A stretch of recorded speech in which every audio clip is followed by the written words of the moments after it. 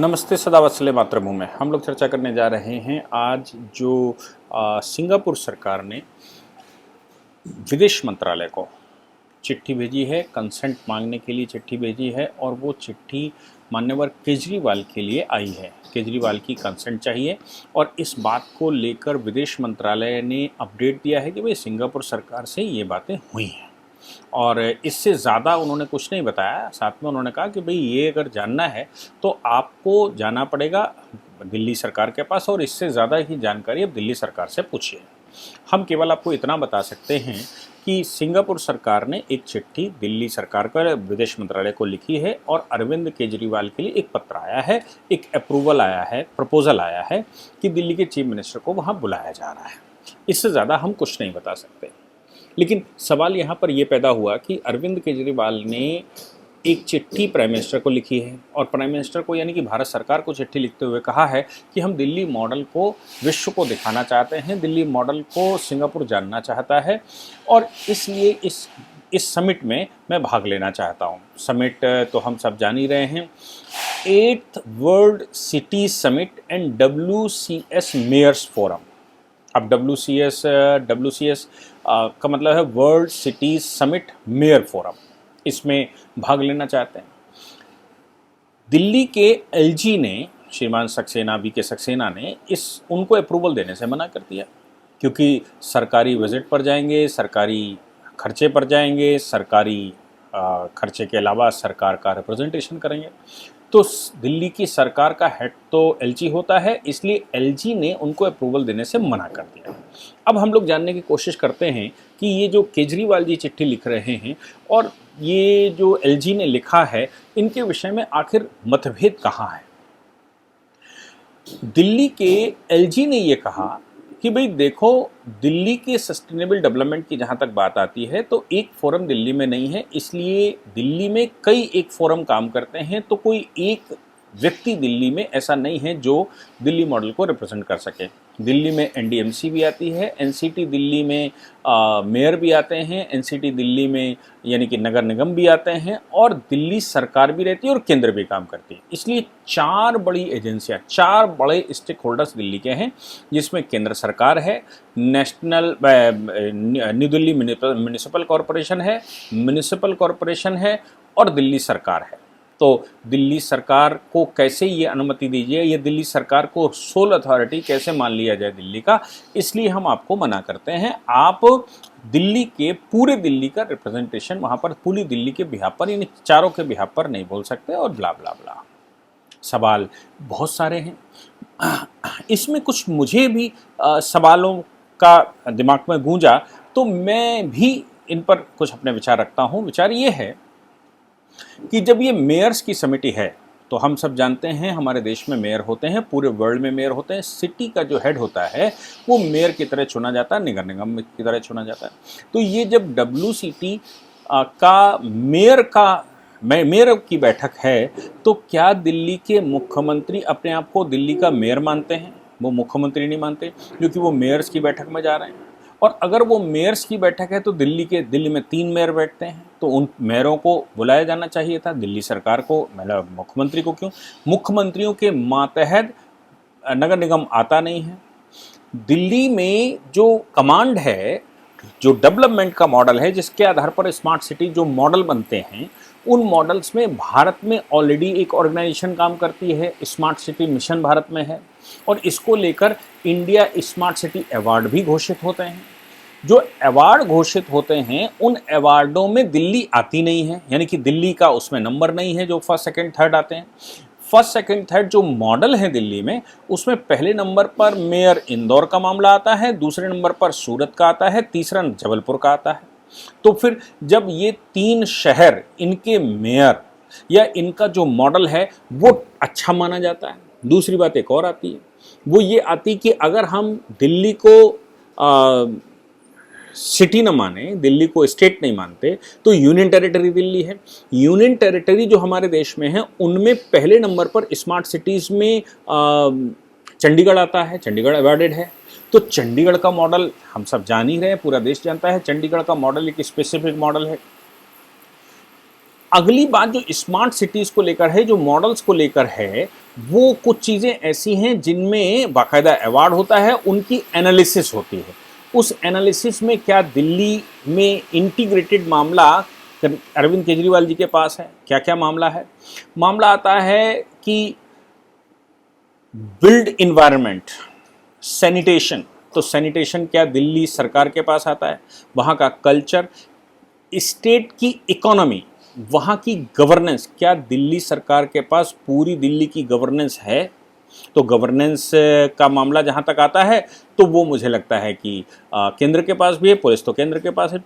Urban environment की बात आती है कि क्लीनिंग कितनी है, एनर्जी कितनी आप रिस्टोर करते हैं, एनर्जी कितनी बनाते हैं, वाटर बॉडीज़ कितनी रिस्टोर करके रखी हैं, स्मार्ट बसेस किस तरह से हम चलाते हैं, रिन्यूएबल एनर्जी का जनरेशन हम कितना करते हैं, डायनेमिक बसों का शेड्यूल कितना अच्छा है हमारे यहाँ, ऑटोमेटेड पार्किंग कितनी अच्छी हमने बनाई है, वाटर मैनेजमेंट कैसा हमारा है, इंटीग्रेटेड सैनिटेशन वाटर सप्लाई कैसी है हमारी, इसके अलावा सब सस्टेनेबल बिजनेस मॉडल कैसा है हमारा, क्या दिल्ली में कोई सस्टेनेबल बिजनेस मॉडल है भी, इनोवेटिव आइडियाज़ के लिए कौन सा शहर जाना जाता है, इनोवेटिव आइडियाज़ के लिए हमारे जो स्मार्ट सिटी मिशन है उसने इंदौर को घोषित कर दिया है, सस्टेनेबल बिजनेस मॉडल के लिए अगरतला घोषित करके रखा है।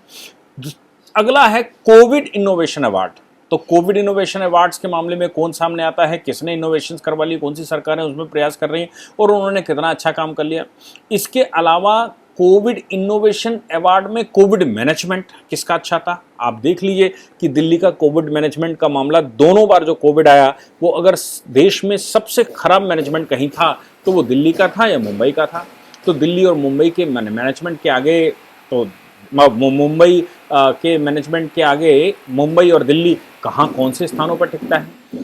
जो सबसे इम्पॉर्टेंट बात आती है वो इसमें जो कैलकुलेट होता है, ये भी कैलकुलेट होने की बात है कि हमारे यहाँ सस्टेनेबल बिजनेस मॉडल या सस्टेनेबल फिनेंशियल सिचुएशन किसकी अच्छी है।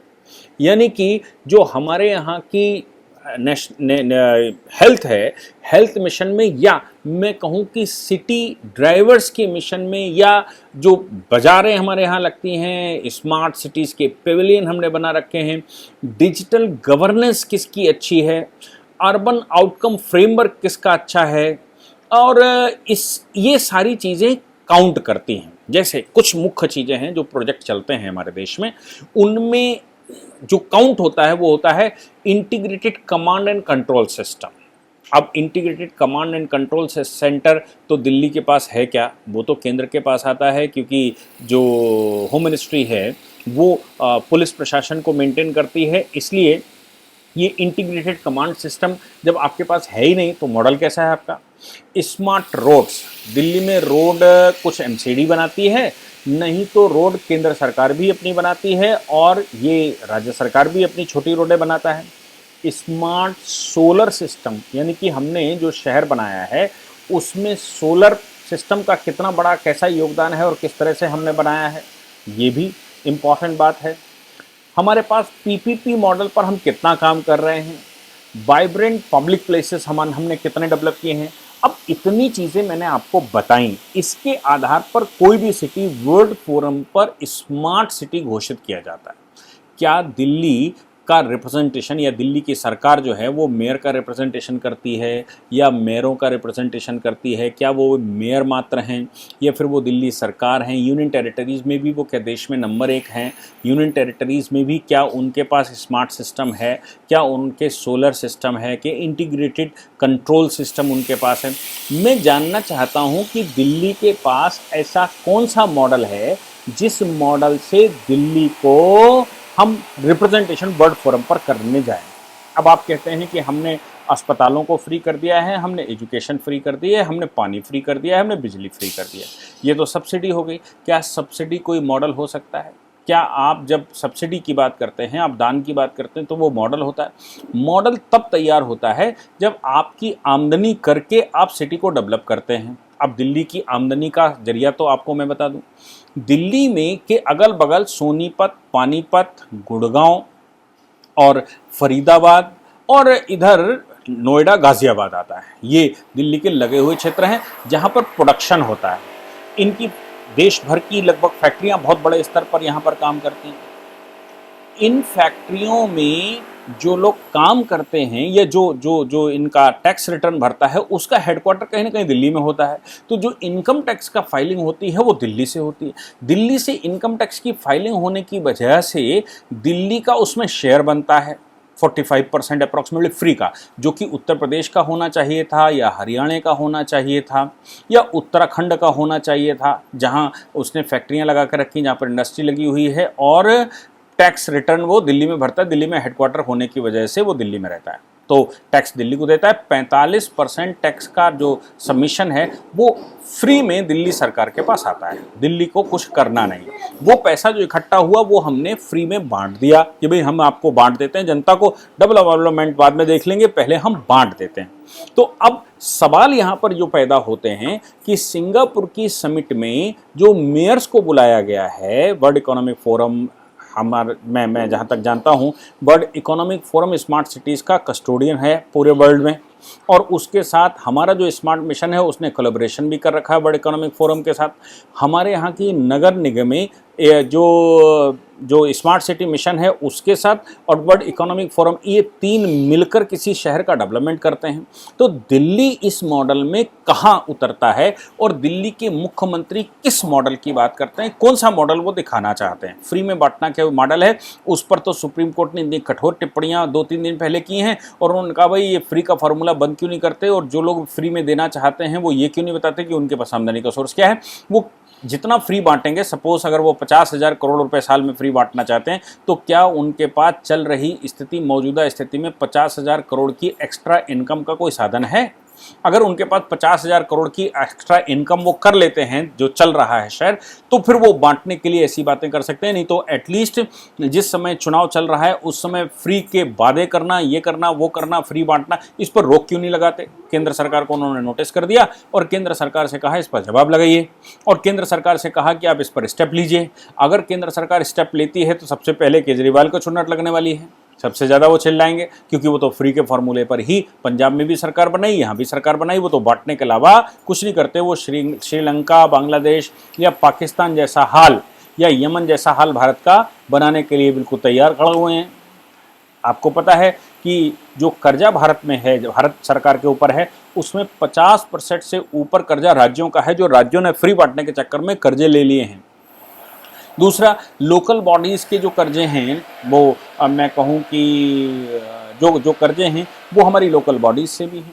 तो सवाल यहाँ पर बहुत सारे नए पैदा होते हैं कि Arvind Kejriwal ji being a mayor वहाँ क्यों जाना चाहते हैं। अरविंद केजरीवाल जी को तो ये कहना चाहिए कि दिल्ली में तीनों नगर महापालिकाओं को मिलाकर एक नगर महापालिका बना दी गई है जिसका कोई मेयर चुना जाएगा। मैं तो एक मुख्यमंत्री हूँ, मैं मेयर्स की समिट में नहीं जाता। जैसे भारत के प्रधानमंत्री को देश में कहीं भी संसार में गवर्नर्स की सिटिंग के उसमें बुलाया जाए किसी बैठक में, तो आप सोचते हैं कि देश के प्रधानमंत्री को गवर्नर्स की बैठक में जाना चाहिए क्या?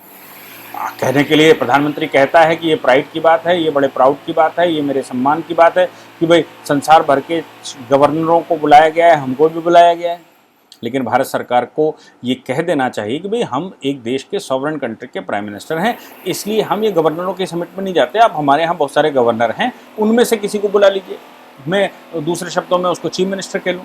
तो क्या ये चीफ मिनिस्टर्स या गवर्नर्स की समिति है जिसमें केजरीवाल जी जाना चाहते हैं? केजरीवाल जी एक तरफ तो अपने आप को फुल फ्लैश मुख्यमंत्री भी घोषित करते हैं और दूसरी तरफ इधर मेयर की समिट में भी जाना चाहते हैं। तो ये बात कुछ हजम नहीं हुई।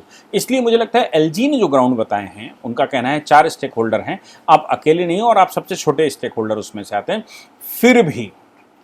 फिर भी जो मेरे पास और बहुत सारे प्रश्न जो मैंने किए हैं वो उनके जवाब मुझे नहीं लगता कि केजरीवाल जी के पास होंगे। अगर एलजी वो सवाल उनसे पूछ लें कि आप मुझे बताइए कि एक स्मार्ट सिटी के लिए, एक आइडियल सिटी के लिए, एक मॉडल के लिए जिन चीज़ों की आवश्यकता पड़ती है, क्या उसका 25% भी अधिकार आपके पास है? क्या दिल्ली की सारी रोडों का डेवलपमेंट आप करते हैं? क्या दिल्ली के सैनिटाइजेशन की व्यवस्था सारी आप करते हैं? क्या दिल्ली के ड्रेनेज की व्यवस्था सारी आपकी है? क्या दिल्ली के इकोनॉमी की सारी व्यवस्था है? क्या इंटीग्रेटेड मॉडल या इंटीग्रेटेड कंट्रोल बॉडी आपके पास है? क्या आपके पास जो जो लोकल बॉडीज़ रहती हैं उन लोकल बॉडीज़ का अधिकार आपके पास है? आपके पास कौन सी ऐसी चीज़ है जिसके आधार पर आप ये कहते हैं कि मैं मेयर्स की समिट में जाऊंगा? आपको बड़प्पन दिखाना चाहिए और कहना चाहिए कि हमारे यहाँ 3 बड़े मेयर हैं, 3 मेयर्स होते हैं, उन 3 मेयर्स को भेजा जाना चाहिए। मैं तो मुख्यमंत्री हूँ, मैं मेरे इन्विटेशन को मैं मेयर्स को देता हूँ, क्योंकि ये मेयर्स की समिट है, मुख्यमंत्रियों गवर्नर की समिट नहीं। लेकिन हकीकत यह है कि अरविंद केजरीवाल ऐसा कोई अवसर नहीं छोड़ना चाहते हैं जिससे भारत की बदनामी करने के लिए वो किसी प्रकार से भी अपने आप को कमज़ोर समझें। और वर्ल्ड फोरम पर जाकर वो क्या बोलेंगे, वो दिल्ली को बढ़ाएंगे, इसमें कोई शक नहीं, लेकिन वो बाकी देश की क्या क्रिटिसाइजेशन करेंगे, बाकी शहरों की क्या, क्योंकि उनके शहर जितना ही बड़ा इंदौर है, इंदौर स्मार्ट सिटीज़ में नंबर 1 है, उनके शहर जितना ही बड़ा जबलपुर है वो उतना बड़े स्तर पर आता है, वैसा ही कुछ सूरत है।